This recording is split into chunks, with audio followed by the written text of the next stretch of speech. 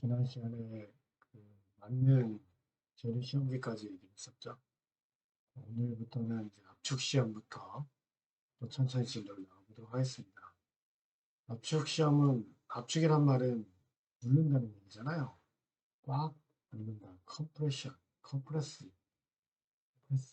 컴프레스를 가하는 시험인데 인장 시험하고 하중을 가하는 방향이 다를 뿐 인장 시험과 동일하다 이렇게 표현이 되어 있어요. 시험기는 일반적으로 암슬러형 만능 재료 시험기를 사용한다 이렇게 있고요. 압축 강도는 취성 재료를 시험할 때, 취성 뭐죠? 잘 깨지는 성질을 가진 시험, 재료 그걸 취성 재료라고 하죠. 연성 재료의 경우 파괴가 잘 일어나지 않아서 압축 강도를 측정하기 어렵습니다. 생각해 보시면 엿가락 같은 거 있잖아요. 엿 같은 걸 엿 같은 거 누르면 압축 방향으로 어느 정도 힘 받다가 힘을 그 이상 받게 되면 옆으로 삐져나오잖아요. 그런 연성이 있기 때문에 이렇게 구부러져 버린단 말이죠. 압축 시험은 눌러서 옆으로 구부러지지 않는 취성이 있는 재료, 연성이 없는 재료의 시험이 가능하고요. 일반적으로 주로 내압이 필요한 곳에 사용되는 재료인 주철, 베어링, 합금, 벽돌, 콘크리트, 목재, 타일 뭐 이렇게 되어 있는데 일반적으로 벽돌, 콘크리트, 목재, 타일 이런 식의 건축 재료에서 시험을 실시합니다. 압축 시험을 아마 유튜브에 이런 데서 검색해서 보시면 한번 검색해 볼까요? 검색해서 보시면 건설이 쉬워진다 압축 강도 시험, 콘크리트 공시체의 압축 강도 시험, 삼축 압축 시험 이거 토질 기술사에 관련된 거고 토목 재료 시멘트 모르타르 압축 강도 시험 이런 식으로 아, 건축 쪽에서 토목 쪽에서 많이 쓴다는 걸 알 수가 있겠죠. 만약 저 시험을 구체적으로 보고 싶으시다면 아까 검색했던 것처럼 압축 시험 한 개만 선택해서 시험을 좀 어, 보셔도 좋을 것 같네요. 자, 그 다음 구필 시험입니다. 구필 시험은 밴딩 테스트라고 하죠.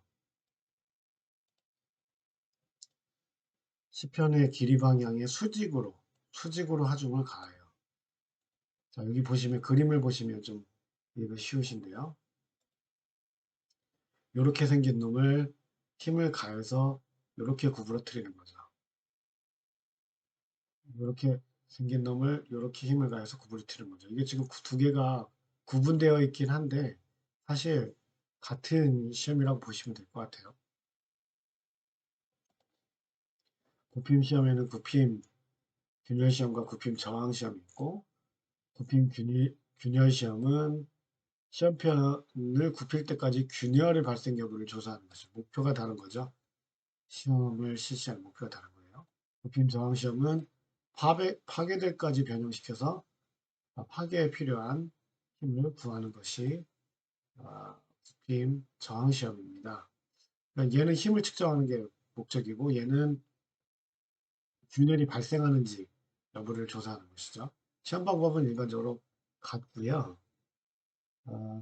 굽힘 균열 시험은 굽힘 시험이라고 일반적으로 얘기하고 그 다음에 굽힘 저항 시험은 항절 시험이라고 얘기한다고 하네요. 굽힘 시험은 위에서 보신 것처럼 아, 재료를 굽히는 방향으로 힘을 가한다 이거죠. 우리 우리 실습장에서 용접하잖아요. 용접이 잘 됐는지는 어떻게 확인하냐면 이 굽힘 시험을 하거든요. 한번 볼게요. 보시면 용접을 UV 이렇게 해놨죠. 용접이 잘 되어 있는지를 확인하기 위해서 아까 보셨던 것 같은 굽힘 시험을 실시합니다. 한번 볼게요.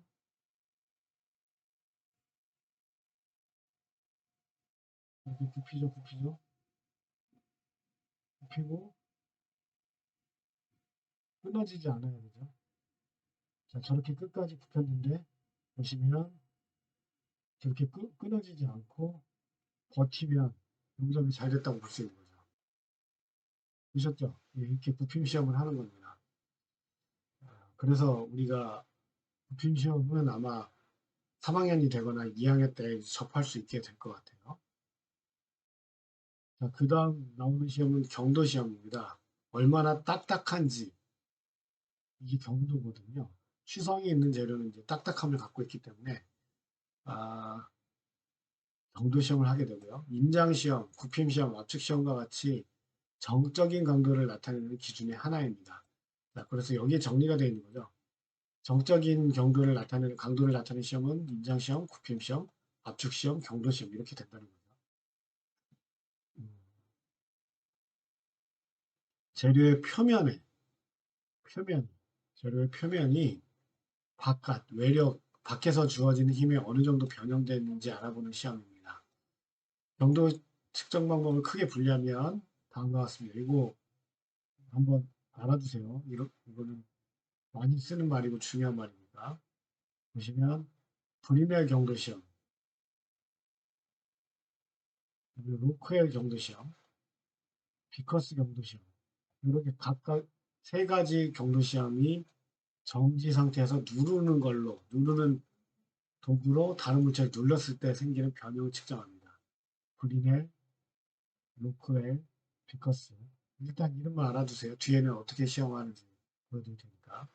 그 다음에 충격을 줘서 한 물체에 다른 물체를 낙하시켰을 때 여기에다 공을 똥 떨어뜨려요. 똥 떨어뜨리면 얘가 얼마만큼 튀어오는지 이걸 가지고 경도를 측정하는 겁니다. 자, 딱딱하다면 많이 튀어오르겠죠. 덜 딱딱하다면 충격을 먹어서 덜 튀어오르겠죠. 그래서 좀 높이 그려야 되겠다. 여기서 공을 똥 떨어뜨렸을 때 이만큼 튀어오르면 경도가 좀 더 세고 이만큼 튀어오르면 여기서 충격을 좀 흡수하니까 경도가 좀 약하고 이런 식으로 구분하는 게 슈어 경도 시험입니다. 여기 뭐 브리넬, 브로크웰, 비커스 다 사람 이름이에요. 그 다음에 좀 특이한 경도 시험이 있어요. 한 물체로 다른 물체를 긁었을 때 긁히는 정도. 모스라는 사람이 자 이게 딱딱하면 덜 긁히겠죠. 그죠? 그래서 얼마만큼 긁히는지를 가지고 경도를 나타내는 게 모스 경도 시험입니다. 그런데 생각해 보시면 정지 상태에서 누르는 물체로 다른 물체를 눌렀다고 하더라도 뭘로 눌렀냐에 따라 딱딱함의 표현이 다르고 그 다음에 쇼 경도 시험은 아예 시험 방법이 다르고 모스 경도 시험도 시험 방법이 다르니까 정도를 나타내는 그 수치는 각 시험마다 달라야 되겠죠. 그래서 뭐 표현할 때 이렇게 해요. 브리넬 경도 시험으로 얼마, 로크 경도 시험으로 얼마 이런 식으로 각 시험법을 먼저 명시하고 경도 시험을 나타내 줘야 됩니다. 시험법을 명시하고 경도를 나타내 줘야 됩니다. 어, 모스 경도 시험과 비커스 로크웰 어, 브리넬 경도 시험은 소송 변형에 대한 정의이고요. 두 번째 이제 쇼 경도 시험만 탄성에 대한 정황입니다. 그래서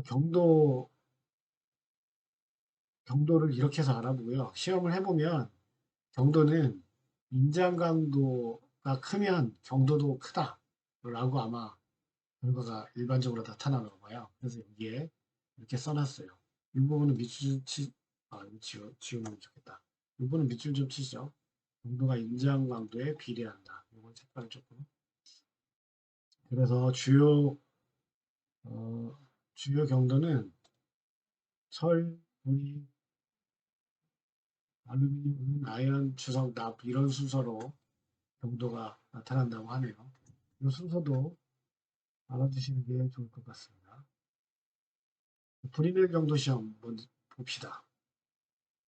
우리 뭐 영상 지금 제가 영상으로 제작하니까 영상 찾아서 보는 것도 좋잖아요. 영상 볼까요? 브리멜 경도 시험 찾았어요. 한번 보도록 하죠. 자, 여기 이제 압입자라고 하는 볼이 있는데요. 얘를 기계를 이용해서 힘을 가해요. 기계는 어떻게 생겼냐면 이렇게 생겼어요. 이 부분을 확대한 게 이거예요.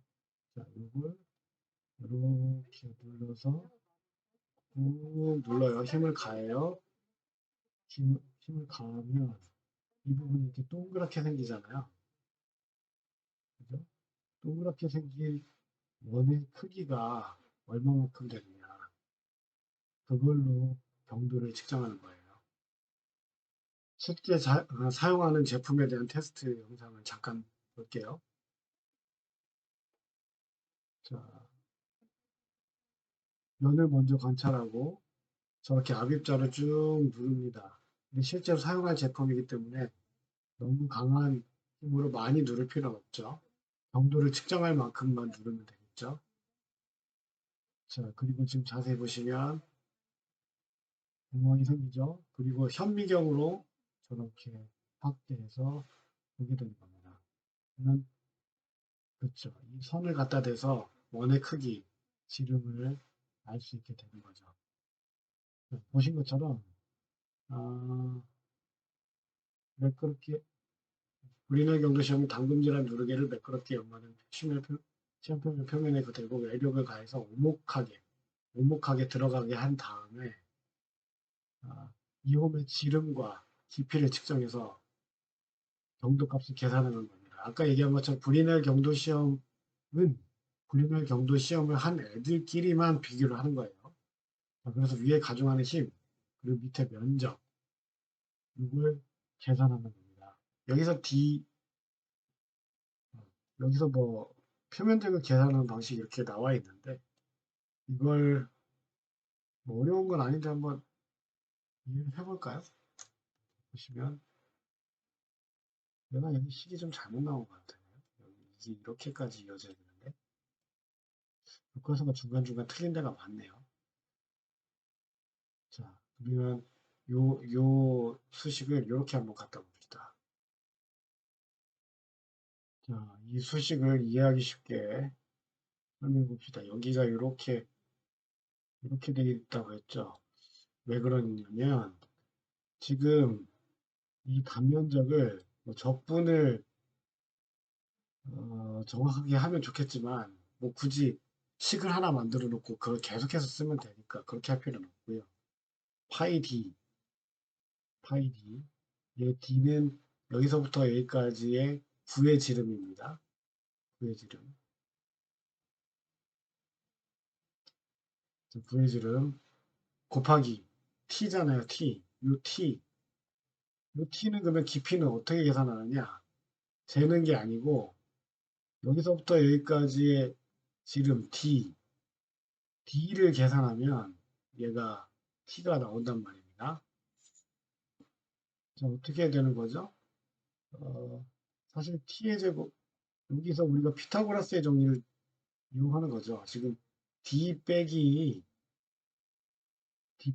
이만큼을 하면, 요만큼을 하면, T가 되는 거잖아요. 여기서부터 여기까지가 T니까, 끝까지가 T니까, D에서 요만큼을, 요 위에 부분을 빼내면, 그게 T가 되는 거잖아요. 그럼 그 위에 부분은 어떻게 계산하느냐? 역시 여기도 D이고, 라지 D고, 여기가 스몰 D니까, 2분의 D, 2분의 D네요. 2분의 D, 2분의 D니까, 2분의 D에서 얘를 빼내면, 2분의 D에서 이걸 빼내면 T가 되는 거죠. 다시 계산하면, T는 2분의 D에서 뭘 빼내는 거라고요? 이 부분을 빼낸 거니까, 이 부분은 요거 제곱, 이 부분 제곱 더하기 이 부분 제곱하면 이거 제곱이잖아요. 그러니까 무슨 관계가 어떻게 되냐면, 루트를 씌워서 2분의 D의 제곱, 2분의 D의 전체 제곱, 빼기 2분의 스몰 D의 전체 제곱을 하게 되면 T가 되는 거잖아요. 정리를 좀 해볼게요. 그래서 2분의 D 빼기 전체 루트 4분의 D제곱 마이너스 이렇게 되고요. 얘는 전체 2분의 D 빼기 D제곱 마이너스 스몰 D 이렇게 되는 거죠. 그죠? 얘가 뭐라고요? T라는 거죠. 요 위에 있는 2가 이 밑으로 아이고 너무 크게 그렸네. 요 밑으로 이렇게 내려오면 본 수식과 같죠. 그죠? 그래서 사실은 이렇게 구하고 싶지만 우리가 사용하는 수식은 이 왼쪽 수식, 요걸 사용합니다. 우리가 실제로 사용하는 수식은 요걸 사용해서 불인의 경도를 계산하는 거죠. 수식이 이해가 잘 안 되면 패스하셔도 돼요. 그냥 어차피 그 사용하는 기계는 이 수식까지 계산해가지고 불인의 경도 값이 얼마다 이렇게 써주기 때문에 이런 원리로 계산한다라는 걸 알려드리기 위함이지 뭐 패스하셔도 돼요. 자, 불인의 경도의 시험편 준비 및 경도시험은 다음 사항에 따른다. 요거 꼭 알아두셔야 됩니다. 시험편의 상하면이 서로 평행해야 됩니다. 시험편의 윗면, 아랫면이 서로 평행해야 된답니다. 그리고 특히 윗면은 잘 연마가 되어 있어야 돼요. 그러니까 어떤 부분이 튀어나와 있다든지 하면 그 부분에 응력 집중을 받아가지고 정확한 경도 시험이 안 되겠죠. 시험편의 두께는 들어간 깊이의 10배 이상이 돼야 되고 이게 무슨 얘기냐면 아까 시험을 봤듯이 여기 시험 결과에 봤듯이 여기 들어간 깊이는 전체 두께보다 10분의 1 이하여야 된다는 거죠. 굉장히 작은 양이어야 된다는 거예요. 누르기의 자국이 시험편 뒷면에 생기지 않아야 된다. 너무 세게 눌러가지고 뒷면에 어떤 영향을 줄 정도의 시험은 잘못된 시험이라는 거죠. 시험편의 넓이는 들어간 지름의 4배 이상이어야 된다. 넓어야 된다는 얘기예요. 동일한 시험편으로 여러 시험을 할 때는 들어간 자국이 지름의 4배 이상 떨어져 있어야 된다. 여기다가 시험했는데 또 옆에서 시험하고 싶어. 그러면 요게 요 지름의 4배 이상 옆으로 여기서 여기가 거리가 4배 이상 떨어져 있어야 된다는 거죠. 시험편은 들어간 홈의 중심으로부터 가장자리까지 거리 들어간 홈의 중심서부터 가장자리까지 거리가 들어간 자국 지름 들어간 자국 지름 요거의 2.5배 이상이어야 된다. 다시 들어간 홈의 중심서부터 가장자리까지 거리가 들어간 자국 지름이 2.5배 이상이어야 된다. 확인이 필요한데 뭔 말인지 알기가 좀 힘드네요. 아무튼 이렇게 써 있으니까 이건 아 그렇구나 하고 패스합시다. 5번은 자 그다음에 누르개는 시험편의 재질보다 큰 경도를 갖는 재질이어야 한다. 뭐 당연하죠. 그렇지 않으면 누르개 자체가 찌그러질 테니까. 그죠? 하중을 가하는 시간이 길어지면 경도도 약간 증가하기 때문에 일반적으로 경도 결과의 하중이 가해진 시간을 함께 기록해주면 돼요. 그러니까 여기 실험할 때는 뭐 10초 누르고 여기 실험할 때 20초 눌렀다. 결과값이 같지 않을 거 아니에요. 동일한 조건이 아니잖아요. 그러니까 동일한 조건을 했다. 어쩔 수 없이 조금 차이가 날 수 있죠. 뭐 여기 11초 했고 뭐 10.5초를 했다. 뭐 그렇다면 같은 결과를 보고 뭐 감안할 수 있겠는데. 그래서 기록이 꼭 필요한 겁니다. 그다음 시험편의 접착면에 하중을 가할 때는 진동과 충격 없이 천천히 눌러야 된다고. 아까 시험에 보셨듯이 천천히 눌러줘야지 세게 빠른 속도로 누르면 그 충격 에너지가 경도 시험에 영향을 주기 때문에 천천히 눌러야 됩니다. 그리고 누른 후에 규정된 하중이 2에서 8초 후에 도달돼야 된답니다. 규정 하중을 당연히 초과하면 안 되겠죠. 실험만 할 거니까 경도가 얼마만큼인지 실험할 거니까 이런 식의 시험이 불인의 경도 시험입니다. 광고를 누를 때는 당연히 유압을 사용하고요. 공기압을 누를 수가 없겠죠. 하중은 시험편에 충격을 주지 않는 상태로 수직으로 서서히 증가해야 되고 증가하는 하중은 누르개 지름과 재료의 종류에 따라 달라진다. 누르개가 가압하는 시간은 15초에서 30초가 적당하다. 일반적인 얘기들이 이렇게 써 있고요. 누르개의 지름과 하중을 보시면 이게 공 이름이에요. 30D제곱. 철강으로 된 누르개 30D제곱을 사용할 때 누르는 힘은 지름이 10mm짜리, 1cm짜리 누르개를 누를 때는 3톤, 3,000kg이죠. 3톤.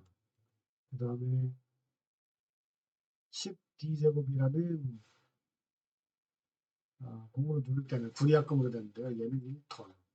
그 다음에 5D제곱, 이거는 500톤.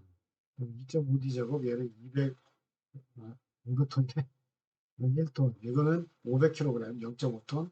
이거는 250kg. 그러니까 이 앞에 있는 숫자가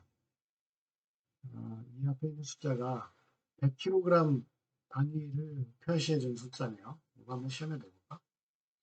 그렇게 중요한 건가?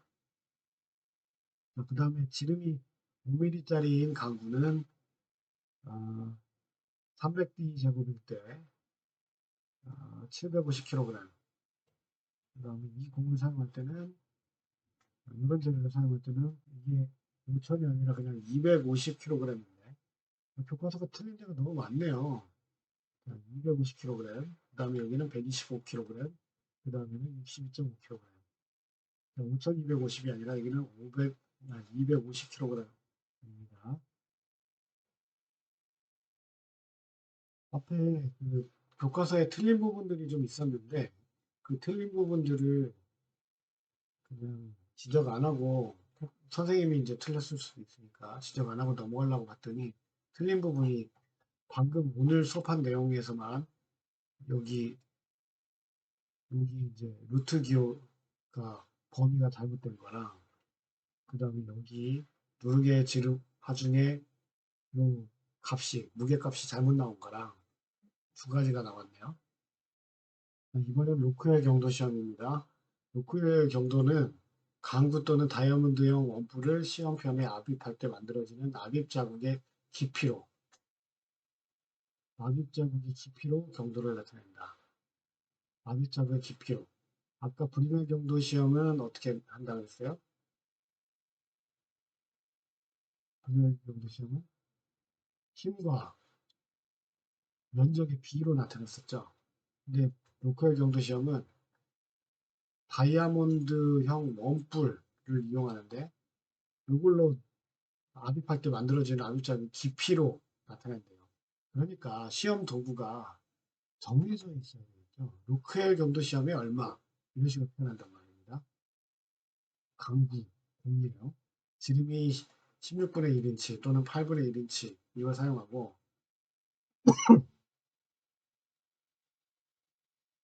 다이아몬드 원뿔을 사용할 때는 꼭지각이 120도랍니다. 이게 무슨 얘기냐면 원뿔이 이렇게 생겼잖아요.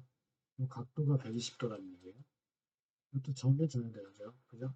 그래야 시험이 의미가 있으니까. 그래서 이 지금 경도 시험 이거 있잖아요. 많이 중요하게 여기는 이유가 KS에서 요청하는 형태로 시험을 하지 않으면 인정할 수가 없기 때문에. 그럼 KS는 어디서 따왔냐? ISO에서 따왔거든요. 그러니까 국제적으로 사용되는 그런 시험을 어, 그대로 적용하는 그런 이제 예로서 우리가 학습할 때도 이 경도 시험은 브리멜 경도 시험을 했니 아니면 로컬 경도 시험을 했니에 따라 달라지는 거죠. 그걸 이제 학습할 수가 있게 되는 거예요. 하중은 60kg, 100kg, 150kg 같이 일정한 무게를 사용합니다. 표준형 스케일인 B 스케일과 C 스케일이 주로 사용되고 B 스케일을 사용했을 때 표시하는 것은 어, 하드니스 로크엘 B, 하드니스 로크엘 C 이렇게 표현하는 거죠. 요 기호 요거 물어봐야 되겠다 시험에. 이게 이제 무슨 의미인지 이렇게 나타내는 건지 130 빼기 500H 들어간 깊이가 1mm라고 했을 때 6mm라고 했을 때 130 빼기 500H. 요거는 H 값은 아마 인치 단위로 나타낼 것 같아요. 이거 어떻게 그렇게 유추했냐면, 어, 130을 500으로 나눴을 때 값이, 그러니까 500배를 했을 때 130인 게 0이 돼야 되는 거잖아요. 깊이가 이제 그 브리넬 정도가 0이 되는 아주 물른 경우에는 쑥 들어가는 거 아닙니까? 압입자가 다 쑥 들어가는 거 아닙니까? 그래서 그 쑥 들어가는 깊이가 어디까지 될 수 있느냐. 지금 인치계니까 8분의 1인치, 16분의 1인치 계산하자면 이게 2.54니까 1인치가 2.54니까 1인치를 곱해버리면 얘가 쭉 빠져버리고 100분의 1인치를 곱하면 자 100분의 1인치 한번 곱해볼게요. 계산기 한번 해볼게요. 계산기. 이걸 보여드릴 필요는 없는데 아무튼 인치의 그 값으로 여기를 집어넣으면 될 것 같고요. 그다음에 로컬 경도계 각종 스케일과 적용하는 재료는 어, 스케일이 H일 때는 강구 8분의 1인치, 2일 때는 강구 8분의 1인치, K일 때는 강구 8분의 1인치, 하중은 60kg, 100kg, 150kg 이렇게 사용합니다. 자, 이게 보시면 60, 100, 150, 60, 100, 150, 60, 100, 150 이렇게 나뉘어지죠. HEK 광구 8분의 1인치를 이용할 때, 16분의 1인치를 이용할 때, 다이아몬드 원뿔을 이용할 때 이게 각각 그룹핑이 되죠. 그렇죠? 그래서 이렇게 보시면 돼요. 이렇게 아주 단단한 재료일 때는 다이아몬드 원뿔을 사용하고요. 그 다음에 비교적 단단한 재료를 사용할 때는 강구를 16분의 1인치 조그만 강구를 사용하고요. 연한 재료를 사용할 때는 많이 들어가니까 관측값이 커야 되잖아요. 그래서 조금 더 큰 강구를 사용하고요. 이렇게 구분하시면 되지. 이거를 뭐 표에서 찾으면 되니까 시험 본다고 이거 다 외운다든지 그러실 필요는 없을 것 같아요. 로컬 시험은 어떻게 한다고요? 다이아몬드형 연풀을 집어넣었을 때 압입자의 깊이로 표시한다. 그냥 압입자의 깊이를 들어간 깊이를 인치계로 표시해서 곱하기 500 해가지고 130에서 빼준다. 예를 들자면 우리 얼마랄까요? 2mm 들어갔다. 2mm 들어갔다. 그러면은 인치계로 계산하면 어떻게 됩니까? 25.2mm, 25.4mm가 계산하기 쉽게 2.5mm 들어갔다고 할게요. 2.5mm 들어갔다면 25.4mm가 1인치니까 0.1인치 들어간 거죠. 0.1인치. 그러니까 여기다 0.1을 곱하면 50, 50을 빼서 어, 루크의 경도 B는 B 스케일을 해서 80 이렇게 표시하게 되는 겁니다. 어렵지 않죠? 이해되죠? 그러면 루크의 경도 C의 경우에는 100에서 빼니까 더 단단한 경우에 해당되겠네요. 더 깊이 안 들어간다는 얘기잖아요.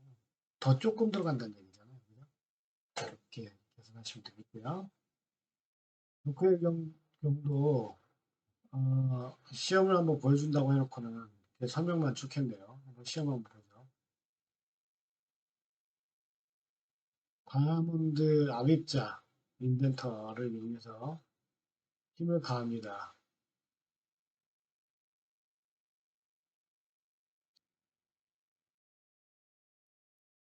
자, 이렇게 눌렀어요. 힘의 단위가 뭐였을까요? 1과 2의 깊이 값을 이용해서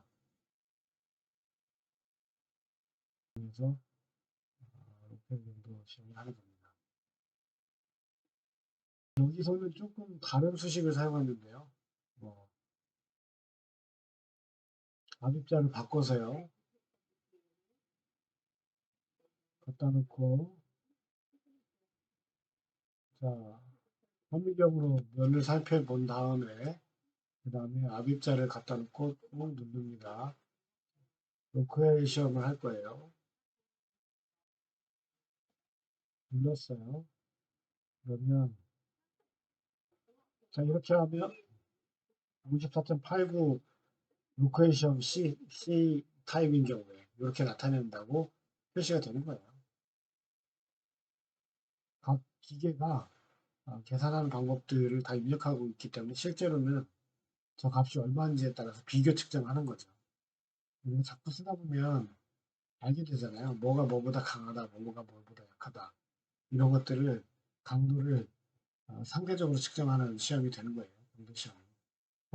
표면에 딱딱하면 시험하는 거다. 이렇게 아시면 될 것 같고요. 중요도에 비해서 너무 자세하게 설명하고 가는 게 있어요. 그래서 좀 간단하게 보고 갈게요.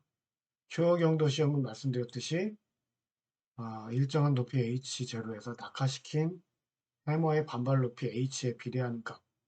요게 초경도 시험입니다. 이런 식을 사용하고요. H0가 더 높겠죠?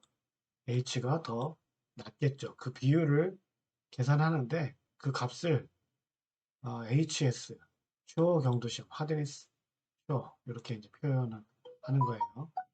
초경도계는 C형, SS형, D형 이렇게 세 가지가 있고 C형일 경우에는 떨어뜨리는 높이가 10인치, 그 다음에 SS형인 경우에는 255mm, D형인 경우에는 19mm 이렇게 달라지네요. 그리고 해머에 사용하는 중량도 달라요. 이거는 12분의 1온스, 약 2.36g. 그 다음에 이건 이제 정량화시켜서 2.5g. 그 다음에 D형은 4분의 3파운드. 초경도에서는 C형과 D형이 많이 사용된답니다. C형은 담금질한 고탄소강의 경도를 측정하는 데 사용합니다. SS형은 원통 유리 대신 평판 유리와 V형재가 조합된 통을 사용하고 해머의 반발과 낙하기구가 C형과는 다릅니다. SS형의 지시값이 C형과 일치하게 조정이 되어 있으므로 쇼어 시험에는 사용한 실험의 기기 형식을 표시할 필요가 없다고 하네요. 이게 무슨 말이냐면 앞에 다른 실험을 할 때는 어떤 실험을 했는지가 로컬 경도 시험도 B형을 했는지 B스케일을 했는지 C스케일을 했는지 표시를 해줘야 되고 앞에 불인의 시험도 웨이네 어떤 걸 사용했는지 이렇게 표시를 해줘야 되는데 초경도 시험의 C형과 SS형을 구분할 필요가 없다라는 얘기예요. 왜냐면 SS형의 지시값은 C형과 일치하게 조정을 해놨기 때문에 전부 C형이라고 볼 수 있는 거죠. 역시 D형도 지시값은 C형과 일치하게 조정되어 있어서 슈어 경도 시험에서는 그 시험의 종류를 표시할 필요는 없다라고 되어 있네요. 기계를 아마 그렇게 시험기를 아마 그렇게 만들어서 제작해서 주는 모양이죠. 슈어 경도 시험을 하는 경우에는 이제 대형 기계라든지 표면에 흔적을 남기면 안 되는 물체라든지 이런 거에 사용하면 좋겠죠. 소형이고 가벼워서 운전하기 편하고 가격이 저렴하고요. 시험한 제품의 표면에 아무런 흔적도 남기지 않고요. 시험기의 지지대 위에 올려놓지 못하는 시험편. 시험기의 지지대 위에다가 시험편을 올려놓지 못해도 계측동을 떼어내고 측정할 수 있어서 어떠한 시험편도 간단하게 시험이 가능합니다. 비커스 경도 시험은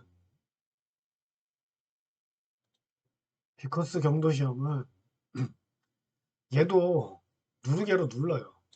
누르개로 누르는데 그리고 여기 표시되는 것도 보면 비커스 경도 시험이라고 해놓고 A분의 P 이렇게 해놨잖아요. 이거 어디서 보지 않았어요? 그죠? 브리넬 경도 시험 때도 이런 그 수식을 이용하죠. 그런데 비커스는 꼭지각이 136도인 정사각형 뿔을 사용합니다. 그래서 오차가 적어요. 9보다는 누르는 뾰족한 걸 이용하기 때문에 오차가 적게 되겠죠. 그죠? 사용 하중은 1에서 120kg까지 사용하고 하중 속도와 시간은 피스톤과 대시보트로 조절한답니다. 비커스 경도는 대각선 길이 D를 측정. 이게 이제 차이예요. 대각선 길이 D를 이렇게 눌렀을 때 대각선으로 나타나는 표시 있잖아요. 이게 D를 측정해서 식을 계산하는 거예요. 이 D 값을 알면 되는 겁니다. 그죠? 브레넬 경도 시험도 이렇게 움푹 들어간 요 D 값을 알면, 요 D 값을 알면 요 깊이가 구해져서 T분의 P로 2파이 D분의 2파이 DT분의 P로 표현을 했었죠. 그쵸? 수식이 좀 달라졌지만 어쨌든 실험 원리는 다르고 실험 원리는 비슷하고 브리넬에서는 구로 여기서는 다이아몬드 압입자로 각진 것을 이렇게 누른다. 이게 차이점입니다. 제작할 때 고려사항은 시험편을 평면으로 제작해야 되고요. 두께는 보통 오목부 대각선의 1.5배 이상으로 해야 되고요. 시험편의 다듬질은 에머리 페이퍼, 이거 이제 연삭할 때 우리 얘기했었죠. 에머리제, 그죠? 에머리 페이퍼로 하고 오목부 대각선의 길이의 0.5% 또는 0.0002mm 쉽게 측정할 수 있도록 매끈해야 된다. 시험편은 다듬질을 해서 매끈해야 된다. 왜? 쉽게 측정할 수 있게. 쉽게 측정할 수 있게. 시험편은 기름이나 산화물 등 이물질이나 오염이 제거돼야 하죠. 이거는 뭐 상식적인 얘기고요. 복잡한 모양의 시험편인 경우에는 시험편이 수평을 유지하도록 특수한 공구를 사용합니다. 무슨 목적으로? 시험편이 수평을 유지하도록. 위에서 꾹 눌러줘야 되니까요. 그리고 신지식 한 가지를 또 말씀해 주셨네요. 마이크로 비커스 경도 시험이라고 해서 비커스 경도계의 누르개 하중을 매우 작게 해서 측정하는 경도 시험기. 이게 마이크로 비커스 경도 시험기예요. 이유는 아주 작은 부품이나 얇은 판, 경화층 깊이, 가는선, 보석, 금속 조직 및 도금 두께층의 경도를 측정할 수 있게끔 하고자 하는 것이 목적이랍니다. 충격시험 넘어갈게요. 충격시험은 충격을 가해서 재료에 고속으로 가해지는 하중에 대한 저항력을 알아보는 시험. 충격이라고 부르는 힘을 가해서 어떤 변화가 있는지 보는 겁니다. 저속으로 하중을 받을 때랑 고속으로 하중을 받을 때 파괴되는 성질이 서로 다르게 나타나고 위에서 뭐였지? 경도 시험이 취성에 대한 얼마나 딱딱한지에 대한 시험이었잖아요. 그런데 천천히 눌렀잖아요. 미넬은 이런 압입자를 이용해서 천천히 눌렀고 비커스는 이런 다이아몬드 산을 이용해서 천천히 눌렀잖아요. 그런데 충격 시험은 충격을 가하는 겁니다. 따라서 재료에 충격적인 힘을 가해 파괴하려고 할 때 재료가 잘 파괴되지 않는 성질. 그 성질은 인성과 잘 파괴되는 성질인 취성, 매짐성을 알 수 있다는 거죠. 충격 시험에는 충격 인장 시험, 충격 압축 시험, 충격 굽힘 시험이 있습니다. 그러니까 인장 시험, 압축 시험, 굽힘 시험은 아까 앞에서 보셨고 이것을 고속으로 충격력을 가해서 시험을 한다는 얘기죠. 그래서 충격 시험이라고 하면 일반적으로 충격 굽힘 시험을 이야기하고요. 충격을 주는 횟수에 따라서 한 번 충격하는 단일 충격 시험과 반복 충격 시험으로 구분을 합니다. 뭐 말 그대로 단일 충격 시험은 한 번, 반복 충격 시험은 파괴될 때까지 여러 번 같은 재료인데 10번 같은 힘으로 10번 타격해서 파괴되는 거랑 20번 타격해서 파괴되는 게 버티는 힘이 다른 거죠. 인성이 다른 거죠. 충격 시험기는 샤르피 충격 시험기와 아이조드 충격 시험기가 있는데 이 둘 다 되게 유명한 충격 시험기거든요. 한번 사용한 영상 한번 보도록 할게요. S235. 235라는 재료를 한번 테스트해 볼게요. 여기서 끊어지라고 이렇게 홈을 파놨죠.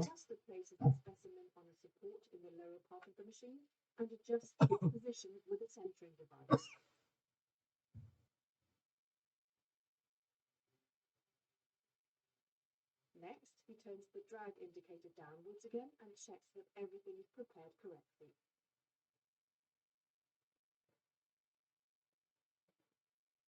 Perfect. The test can begin. The pendulum is released, it swings downwards and hits the specimen with its rounded hammer point. The specimen absorbs part of the pendulum's energy, so the pendulum doesn't reach the full height on the other side. The amount of energy that has been absorbed by the specimen can now be read off at the position of the drag indicator.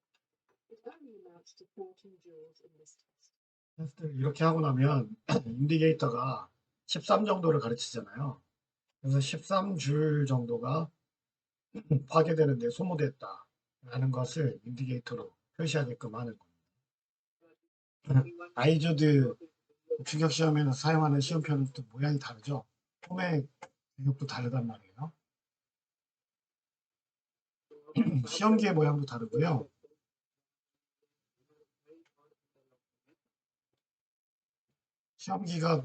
시험기의 위치도 달라요. 그리고 울리는 방식도 다르죠. 머리 쪽을 때리는 형태입니다. 그리고 그렇게 때렸을 때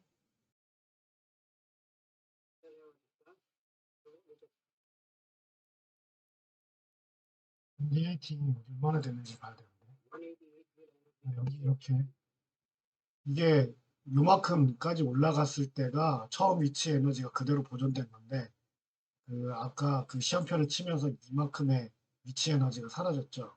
그러니까 지금 한 93줄 정도가 시험편을 파괴하는 데 쓰인 거예요. 그런 식으로 사용하는 게 아이조드 시험기입니다.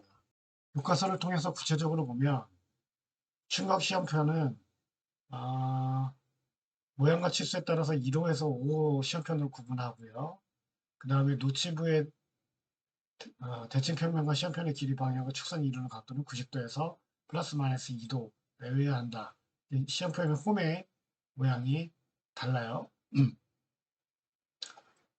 아까 영상에서 보신 것처럼 샤르피 충격 시험기는 두 개의 지지대 사이에다가 해머가 이렇게 때릴 수 있게끔 하는 방법을 사용하고요.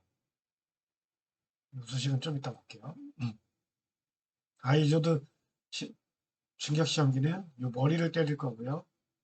홈의 규격이 이렇게 다르죠. 그렇죠. 아까 여기는 그림이 없는데 해머로 이 머리를 때리는 그런 형태입니다. 그리고 인디게이팅 하시는 그 지시선이 가르치는 방법은 눈금이 얼마만큼의 미치 에너지를 소멸시켰는지 그걸 가지고 사용하는 거죠. 이건 뭐 시험 원리 이 값을 에너지의 값을 계산하는 소비된 흡수 에너지 이걸 계산하는 것도 중요하지만 이 시험기 자체에 이 눈금을 이용해서 바로 읽을 수 있게끔 해놨거든요. 그러니까 시험을 이렇게 실시하고 눈금을 이렇게 보는구나. 그리고 그 눈금은 무슨 의미구나를 아는 것이 더 중요할 것 같아요. 계산하는 식은 이거 가끔 뭐 시험에 나오기도 하니까 근데 기능사 수준에서는 이렇게 나오진 않는데요. 충격값 U를 계산하는 방법. 충격값 U를 계산하는 방법은 충격값은 사용된 에너지를 면적으로 나눈 값이에요. A0는 시험편의 노치부 단면적을 얘기합니다. 노치부 단면적은 어느 부분이죠? 이 부분이죠. 이 부분. 이 부분의 단면적을 A0라고 하는 거예요. 이걸 킬로그램 미터 단위로 킬로그램 퍼 미터 단위로 계산하지 않고 이게 토크 값인 것을 나타내주고 그걸 단면적으로 나눠준 것이 충격 에너지 값입니다. 단위를 이렇게 사용해요. 이번 주는 여기까지만 할게요. 보시면 필요 시험부터도 분량이 상당히 돼서 오늘 한 대까지만 진도를 나가고 교과서와 또 자료 제 영상 통해서 복습 잘 하시고 각각 시험의 목적과 규격, 요구사항 이런 것들 잘 기억해 두셨다가 어, 잘 기억하고 계세요. 그리고 필요 시험부터 다음 주에 수업을 하고요. 다다음 주 수업하면 시험 범위가 다 나갈 것 같아요. 다음 주에는 인장시험, 인장시험을 통한 그 연강의 인장시험을 통한 그래프 그리는 거 있잖아요. 그거 한번 평가를 해보려고 해요. 자, 그러면 오늘 고생하셨고요. 복습 잘 해보세요. 수고하셨습니다.